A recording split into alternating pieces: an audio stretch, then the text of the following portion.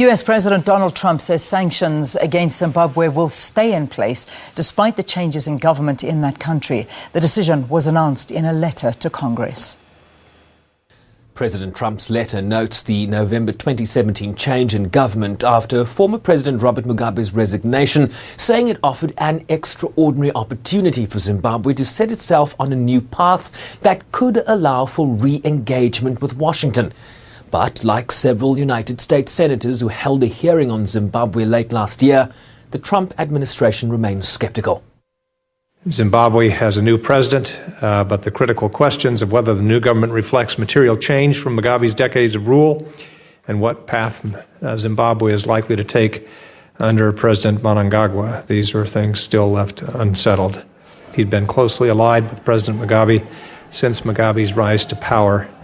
He stands accused of orchestrating a string of massacres in the early 1980s to consolidate Mugabe's power, leaving as many as 20,000 people dead in Matabeleland.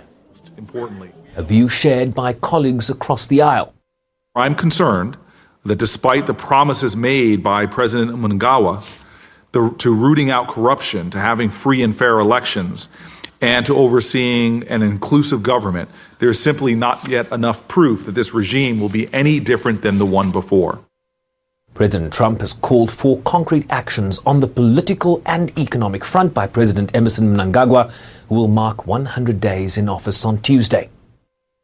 You don't build Rome within 100 days, but within 100 days, you should be able to set a foundation for a clear strategy of turning around the economy, resuscitating the economy, rebuilding the economy. And regrettably, with Emmerson Mnangagwa, he has failed and failed absolutely to set and put a fingerprint, a footprint in the economy.